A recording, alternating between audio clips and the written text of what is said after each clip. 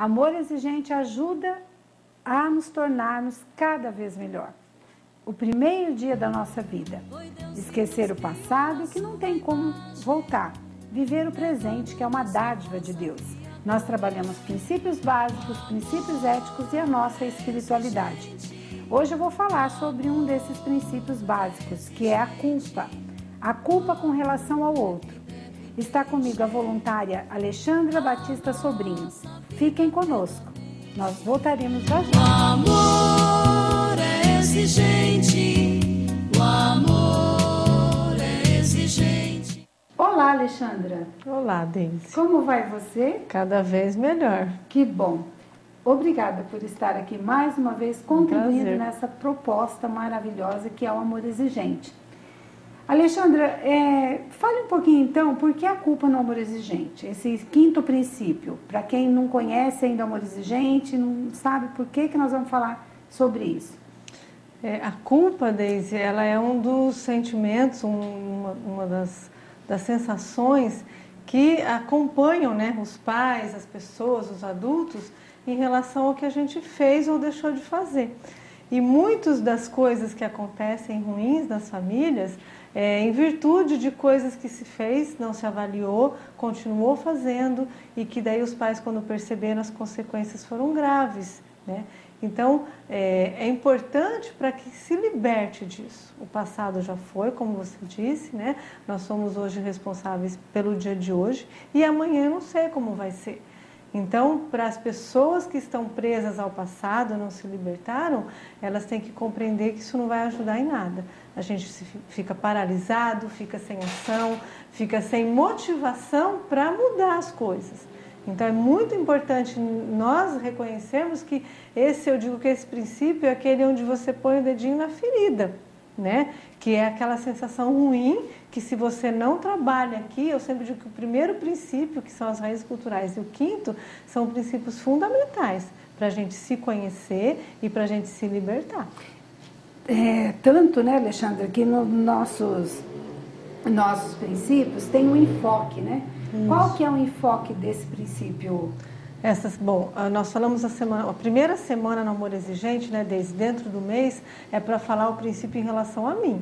Então, como que eu estou vivenciando isso, como que eu vou melhorar esse princípio em relação a mim. Então, a gente diz que no amor exigente nada muda se eu não mudar. Então, não adianta eu querer mudar o outro, o comportamento do outro, o jeito do outro, se eu tenho um comportamento inadequado. Então, a primeira semana é para eu entender o princípio, viver ele e trabalhar as metas de melhoria. Na segunda semana, que é essa que nós estamos, é para trabalhar o princípio em relação ao outro. E que outro é esse? O outro é a pessoa que eu convivo dentro da minha casa. Pode ser o pai, pode ser a mãe, pode ser os filhos, a avó, né, às vezes tios, primos. Então, a quem está ali embaixo do mesmo teto, que convivem junto e que de preferência se cooperam, né? Então, essa é o outro que está ali comigo. E dentro dessa convivência, então, existe aí um jogo aí, né? A culpa. Né? A gente já viu na semana, do mês, né? A culpa, né? Se livrando dessa culpa. Agora, com relação ao outro, que envolve várias outras pessoas, fala um pouquinho daquela esqueminha que existe, que às vezes as pessoas não se atentam a isso. O jogo da culpa, como é isso? Então, isso na verdade é uma armadilha, né, Deise? Isso é uma armadilha que no amor exigente a gente fica esperto, né? Principalmente quando existe já problema instalado na família, ou seja, de comportamento inadequado, de álcool, de droga, enfim, de agressão, as pessoas se tornam reféns disso. Então, ora eu quero ser a vítima, ora eu quero ser o culpado e ora eu quero ser o libertador. Então, muitas vezes nós mesmos trocamos de papéis se a gente não ficar esperto. Então, quando eu quero que me aceitam, que façam a minha vontade, eu dou uma de coitadinha, de vítima, né? Ninguém me ama, ninguém me quer, eu sou a pior mãe, vocês não me obedecem, tá? Né? Ora, eu quero dar aquele libertador, que geralmente é quando o pai vai querer corrigir uma situação que o filho está fazendo errado. Isso é muito comum a gente ver nos casais, aquele que quer o mais exigente, e aí a mãe fica com dó e vai lá e resgata, né? Esse que muitas vezes está fazendo uma coisa errada, um comportamento inadequado, aí a mãe se torna aquela que vai libertar, né? Que vai tirar. E horas a gente quer ser aquela pessoa que culpa, né? Então, isso faz com que a gente fique ali, mudando de papel, e não sai daquele mundinho, né, Deise? Então fica ali, um culpa, outro liberta, e fica todo mundo refém. Tem as avózinhas, né, que chegam para libertar também, né? Também, hoje é muito, como tem muitas avós hoje educando, né, os netos. Na verdade, deveriam estar no papel de segunda mãe, né, de aquela, né, mãe com açúcar, que mima, que tal. Mas não, elas estão naquela função difícil hoje, sem saber, né, muitas vezes sem ter esse conhecimento de como fazer isso. Tem muitas famílias disfuncionais no sentido de que o filho às vezes não é aceito, né, Deise? Vários filhos de pais diferentes, onde às vezes nem se reconhecem ali naquela família. Então sempre tem aquele um que é o mais fragilizado. E isso é muito ruim, porque você também tira da pessoa o poder dela de ser responsável. Então, a gente vê muito isso lá também. Quem geralmente dá problema é o caçula, é o mais velho, ou é aquele que é o adotivo, aquele que era o mais doentinho. Por quê? Porque sempre tem alguém ali colocando ele no papel de vítima, né? De pessoa coitadinha, né? Só que essa pessoa, ela não consegue crescer. Se ela se continuar tendo essas pessoas todas em cima, protegendo e fazendo por ela o que ela poderia estar fazendo, ela vai sempre achar, né, aquele irmão que é o que vai, né, às vezes pegar no pé, que, ai mãe, o fulano veio me bater, o fulano pega no meu pé. Então, assim, fica aquela confusão na família, né? E alguém vai sempre lá, resgata essa pessoa e os outros ficam revoltados. Então, isso é o que a gente fala que é uma família muitas vezes disfuncional. Então, tem que ter os papéis definidos, as funções definidas, a cooperação, o respeito, né? Para que essa família seja harmônica e as pessoas sejam colocadas no mesmo patamar de justiça. Todos são iguais. Aquele que está naquele momento doente, ele até pode ter uma atenção especial. Aquele que está com uma dificuldade vai ter um cuidado, mas não sempre. Né? Não sempre. Nossa, Alexandra, então, existe toda uma dinâmica aí, né, familiar, não é? Isso. E que as pessoas, se elas não trabalhar isso, a coisa não anda. E por isso que às vezes a gente vê muitas separações, né, Deise? Muitas desgraças acontecendo nas famílias, muito ódio, né, muito rancor, violência mesmo. Por quê? Muitas vezes os pais não percebem isso. Eles estão tão doentes, ou estão tão envolvidos pela rotina, pela correria, ou pela culpa mesmo, né? Que eles estão consumidos, que eles não conseguem perceber esses papéis e às vezes os filhos ou o outro faz manipulação. Ele sabe que se ele falar que ele está doente ou que ele está precisando de alguma coisa, a mãe vai ceder, né? Ele sabe que se ele falar que vai sair de casa, vai se matar, os pais vão ceder, né? Então ele começa a aprender esse jogo todo para o seu benefício, mas isso não é saudável. Né? Não é saudável. E isso, né, assim, então esse mês de culpa para o outro, ele é muito importante, porque primeiro eu trabalhei a culpa comigo, então peraí, ela não me pertence, eu não vou mais ficar a vida inteira me remoendo. Tá, vou mudar minha atitude. Mas e esse outro? Como que eu vou fazer com que ele também se livre dessa culpa, desse jogo? Porque tem muita separação, né, Deise? O pai culpa a mãe culpa o pai, porque não se conversa, não entra em acordo, não tem as regras dentro da casa. Então, aquele que é mais bonzinho, que é o que vale, aquele que é mais enérgico é o ruim. Então, isso precisa ser muito bem conversado. Então, na questão de educação, como é que é educar? Né? Já que a gente está falando em se organizar, você falou aí, né, dessa dinâmica toda. Qual é o papel do pai na educação, o papel da mãe? O que realmente é educar um filho hoje? Eu entendo que funcione e dá assim, certo, segundo Amor Exigente, né, as dicas que nos dá. Eu entendo que é assim, Deise, não só você passar, às vezes, conhecimentos, coisas que você entende como importante, né, os valores, as regras, os princípios, né, a questão da espiritualidade, mas você tirar do seu filho, da sua filha, aquilo que ele tem de talento. Trabalhar isso, melhorar essas habilidades e dando oportunidade para ele poder crescer e mostrar. Não que muitas vezes a gente vê que os pais abafam, né? A gente, quando fica essa coisa de coitadinho, de vítima, eles não crescem, eles não se desenvolvem, não crescem inclusive os seus talentos e suas habilidades. Então, educar é muito mais extrair o que eles têm e fazer com que isso venha à tona, e depois você vai capacitando eles, vai dando condição para que eles tenham condições de se desenvolver e ser adultos responsáveis, conscientes, do que você ficar a vida toda como se estivesse numa redoma, né? Cuidando, protegendo e fazendo com que ele não sinta dor, não tenha frustração. Não. Né? É justamente à medida que eles vão crescendo, você vai dando responsabilidade, vai acompanhando, vai mostrando os caminhos, né? Vai ali estando ao lado, dando apoio e ajuda para que eles tomem as decisões também sozinhos. E você sabe, Alexandre, você falando, é uma coisa que acontece muito, né? O jovem vai atrás da droga porque é uma coisa que é novidade para ele sai fora daquele contexto, né? E eu ouvi dizer que quando saem das drogas, é preciso a família estar renovada, né? Não pode ser mais aquela mesmice, né? De não ter mudanças ali, né? Até mesmo na questão de festas, né? Por que não festa com Coca-Cola, com Guaraná, né? Mas festas mesmo, né? Porque a droga atrai, não é? A droga atrai eles para a novidade, o diferente. E a família, muitas vezes, ela não se atenta a isso, né? Isso pode ajudá-lo, não é? Ajudá-lo na recuperação dele. O que a gente vê muito na vivência dos grupos do amor exigente é assim, né, Deise? Você tem que substituir aquelas coisas que eles faziam, aqueles comportamentos, por outros. Então, se você continuar fazendo festa com bebida, se você apoiar o uso de cigarro, ou ser permissivo, fazer como muitas mães fazem, né? Fuma aqui em casa para não fumar lá fora, né? Proteger eles do traficante, enfim, né? Às vezes acaba criando uma situação dentro de casa, permissiva, né? Mas você não está ajudando isso.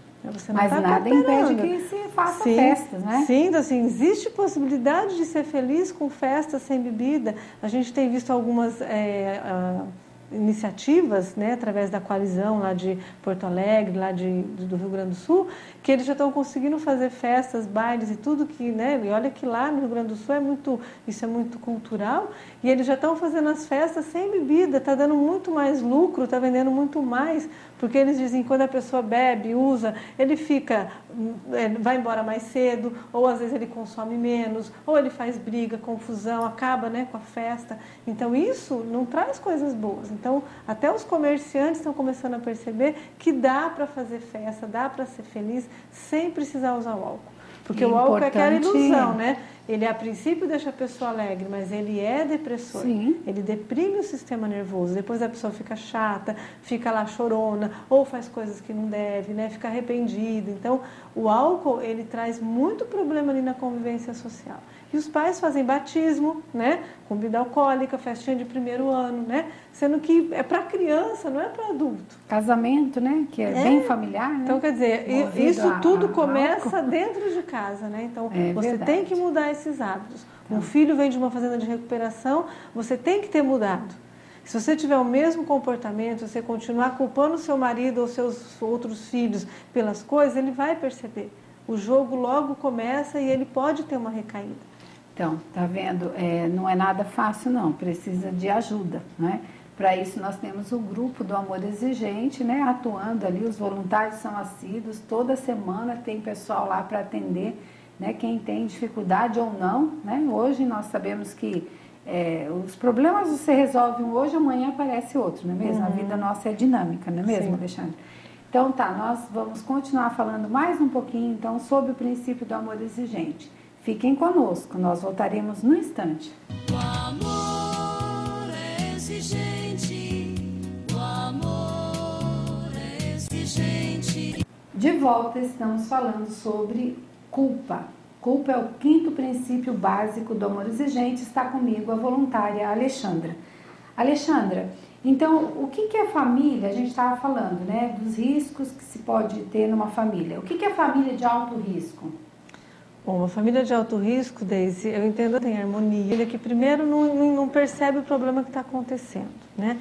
É uma família onde não tem harmonia, uma família onde não existem papéis definidos, onde muitas vezes na própria família já se consome, como a gente estava falando agora há pouco, álcool, cigarro, outras drogas, né? Uma família onde não se respeita, né? Não se pratica uma espiritualidade, uma família onde, por exemplo, os pais nem sequer sabem como que os filhos estão indo na escola, não sabem quem são. Nós temos o que o filho está fazendo. Então, isso é uma família de alto risco, porque você, quem ama, cuida, né? Quem ama, protege. Você está ali preocupado, querendo saber o que está acontecendo com a vida do filho. Nós temos, às vezes, crianças que já estão reprovadas por falta no meio do ano e os pais não sabem, né? Às vezes já estão envolvidas com briga na escola, com confusão, ou mesmo com bullying, e os pais não sabem. Então, isso a família deveria ser um fator de proteção. E hoje muitos são um fator de risco. Violência, né, desde homicídio, agressão, vendo os pais agredindo as esposas, né, a sua mãe, né, a mãe, enfim. Isso é uma família que é de muito risco. E o pai fala uma coisa, a mãe fala outra Isso, na não educação existe, do filho, isso, né? não existe, às vezes, a regra da família existe. Então, por exemplo, o pai e a mãe não sentou e falou, nós vamos planejar a educação dos nossos filhos. O que pode, o que não pode, o que é flexível, o que não é, o que a gente não vai abrir mão, quais são os valores fundamentais da nossa família. Isso é muito importante, porque tem que saber quem manda, né? Manda no sentido de que ali tem uma autoridade. Né? O respeito se conquista com essa autoridade, mas principalmente, né, Deise, com exemplo. Então, o pai e a mãe têm que dar exemplo. Né? Mesmo as pessoas sendo diferentes, né, que Deus não fez homem e mulher igual, né, a natureza é totalmente diferente, mas com relação à educação do filho tem que falar a mesma linguagem. Tem que falar a mesma linguagem. Ou se às vezes a mãe é mais mole, o pai é mais mole, então assim, naquela situação que é de decisão, deixa que o pai, que é o mais, né, que ele está mais preparado, mais seguro, ou tem mais condição de falar, ele diga, mas diga, nós resolvemos, né, que isso é bom, que isso não é bom, que isso é importante, e no caso de o filho ser criado só pela mãe ou só pelo pai? Da mesma forma, né, Deise? Por exemplo, hoje nós temos muitos casais separados. E aí é onde vem, às vezes, a dificuldade, né, também. Os pais, eles se afastam, principalmente o homem, né, se afasta da vida do filho. E eles podem trabalhar, pode continuar ligando, se preocupando, sabendo como está. Mas se não tem esse pai presente, a mãe nunca vai substituir essa vaga, digamos assim. Mas ela pode executar o seu papel de mãe bem feito. Mas né? Sempre vai ter ali a figura masculina, ou de um avô, um padrinho, não é? Pode, um tio, não é? Isso é importante. Né? Que a menino, mãe né? busque alguém que possa ajudar, né, nessa educação, possa ajudar nessa orientação, até mesmo um padrinho, um tio, uma pessoa que é um professor da qual ela confia. Então, ela pode colocar essa outra pessoa para ajudá-la. Né? Agora, o papel do pai, né, é uma coisa que vai ter que ser resgatado depois. E muitas vezes, né, Alexandra, ela separou do esposo, né? Mas ela não separou o filho é filho para o resto da vida, né? Isso. E a gente vê as mães muitas vezes também nisso, né, Deise? Porque o pai saiu de casa, ela também abandona. Né? Ela também às vezes não se empenha, fica triste, fica depressiva. Os filhos ficam com quem? Terceirizam os filhos. Terceiriza para a avó, para a escola, para a igreja, para a rua, né? Para quem está ali fora que vai orientar. E a gente também diz isso, se a gente não orienta, não ensina, tem alguém ensinando. Ou é a televisão, a internet, ou é a pessoa que não deveria ir lá na rua, tem alguém ensinando. Então, por isso verdade. que para os pais, nada muda se eu não mudar, né, Deise? A gente tem que ser exemplo. Então, para eu ajudar esse outro com essa culpa, eu tenho que estar bem resolvida. E muitas vezes assim, filho, você errou, não deu certo? Levanta, planeja, faz diferente, entendeu? Muda a estratégia. Você não vai, né, não é obrigado a ser perfeito. Isso que é muito importante hoje, né, Deise? A gente quer, as pessoas têm essa necessidade de serem perfeitas, né, de acertar sempre. E não é assim. Nós somos humanos. E principalmente quando tem usuário de drogas, né? A mãe, os pais, eles só no olhar já jogam culpa, não é? Isso. E se esquece que aquilo é uma doença, não é? É uma doença. Às que vezes precisa... fala, tá vendo, esse menino faz nisso porque você não estava em casa, né? Ou a mãe estava trabalhando demais. Então, assim, isso não vai ajudar em nada. Se foi ou não foi, já foi, né, Deise? Já foi. Então, já agora foi. Agora, a partir né? de agora, ação, tá. Né? Ele já está aqui com esse comportamento. O que nós dois vamos fazer para ajudá-lo a sair desse problema, né, dessa doença, controlar essa doença, mudar os hábitos, mudar a atitude e ser melhor?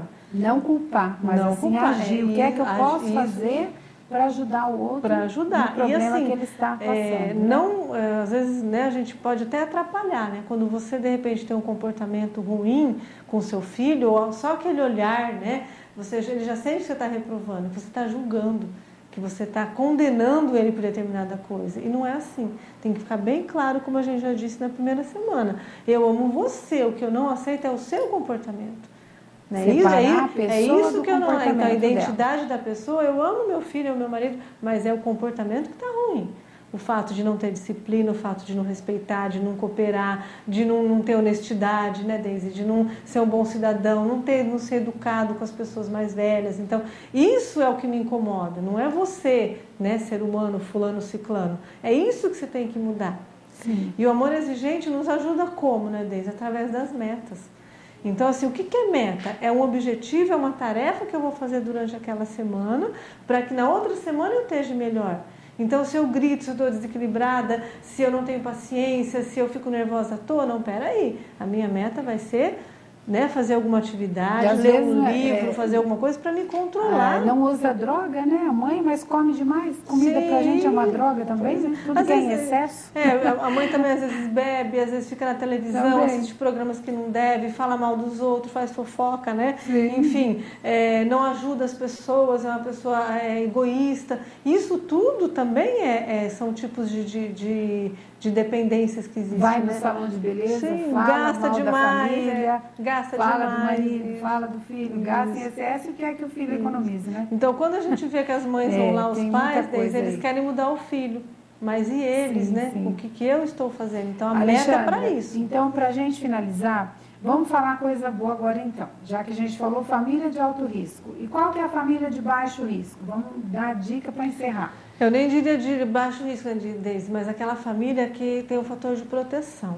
Então, é aquela família que se respeita, que tem regras, que tem papéis, funções diferentes, né? O pai, a mãe tem sua função, o filho tem a sua, tem cooperação, tem harmonia e espiritualidade, né? Tem a questão da ajuda e da autoajuda, isso que a gente falou, sem fofoca, sem intriga, sem mentira. Então, é uma família que procura não ter esses hábitos de consumismo, de modismo, não ter vícios, né? Seja bebida, seja álcool, seja jogo, né? Seja comprar demais, seja café demais, seja chocolate. Então, não tenha vícios, né?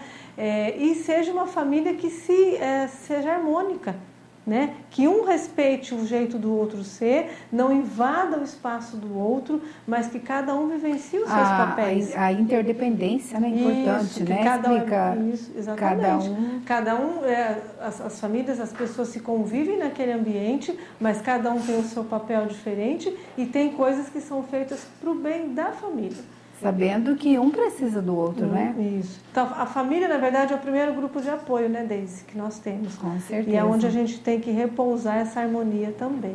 A cooperação, né, que é um dos princípios do amor exigente. Isso. Então, é tudo que funciona e dá certo. Olha, Deise, só indo no amor exigente, só participando, né? vivendo coisa, os né? 12 princípios, para ver como que a gente pode ser cada vez melhor. E aí, essa questão de pai exercer sua função. E outra coisa que você falou, né, papéis, né? Isso não serve só na família, serve numa empresa, serve Sim. na sociedade, no grupo da comunidade que a gente, né, frequenta, não é?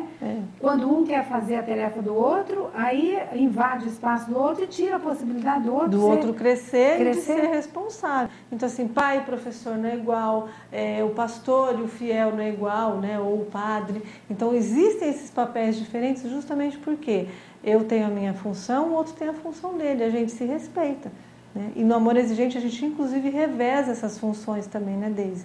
Uma hora eu sou coordenadora, outra hora eu sou secretário, outra hora eu sou tesoureiro, e a gente aprende, legal, né? a gente aprende e cresce com isso, né? Às vezes a gente acha que, não sirvo para, né, para tal coisa, né? Não, acho que não sei falar lá na frente, não sei dar uma palestra, né? Aí vai fazendo, aí vai quebrando esse mito, isso, né? aos poucos vai aprendendo e vendo que tem capacidade. Isso é importante, as pessoas saberem que elas têm capacidade, se elas quiserem, elas podem desenvolver essas habilidades. E aí você vai se livrando da culpa, né, Deise? Vai se livrando desses sentimentos ruins e substituindo por coisas boas. Como que nós podemos dizer às pessoas, assim, como elas podem agregar qualidade à sua vida e viver sem culpa? Né? Porque muita gente acha que, até um lazer para ela acha que ela não merece, né?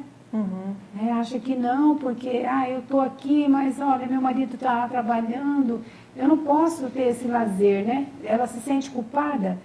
Como é que é isso? Como agregar, então, qualidade de vida para se viver melhor? Por isso que eu penso, né, Deise? Você tem que ter os momentos seus, né? Por isso que a gente trabalha no Amor Exigente, eu com o princípio com o outro, o princípio com a comunidade, o princípio ético. Então, naqueles momentos que você está com a sua família, eles serem de qualidade, serem de harmonia, de assertividade. Então, é fazer um programa junto, é um almoço de domingo, como a gente falou, mesmo de semana gostoso junto, é à noite sentar para conversar, contar história, como que eram os pais, como que não eram, os planos dos filhos, como que podem ser. Então, é você ir substituindo isso e se sentindo responsável aos poucos e tomando atitude. E eu digo assim, você tem que ter rédea na sua vida. Você não pode dar o direito para outra pessoa de você ser feliz ou não.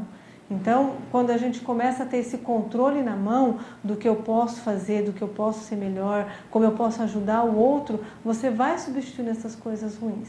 Então, assim, a dica é você se conhecer, você saber que você tem defeitos, que você tem dificuldades, mas que você pode melhorar, que você pode estar sendo cada vez mais uma pessoa melhor para você e para os outros, mas tem que querer. E precisa da ajuda de outras pessoas, né? Sozinho é muito difícil. Olha, que coisa boa. Então, convide as pessoas que estão nos assistindo para o seu grupo. Bom, vocês que quiserem participar de um dos grupos do Amor Exigente de Maringá, eu participo do grupo Bom Jesus de quarta-feira, às 20 horas, na paróquia São José Operário. Participem, é muito bom e vale a pena. Obrigada, Alexandre, agradeço de coração. Sucesso lá no seu trabalho voluntário, ok? Obrigada. Obrigada pela presença aqui no nosso programa. Então, Amor Exigente é isso, pessoal, é o óbvio organizado. Seja você também um participante dessa causa extraordinária. Contem conosco, nós contamos com você também. E até a próxima oportunidade. Fiquem com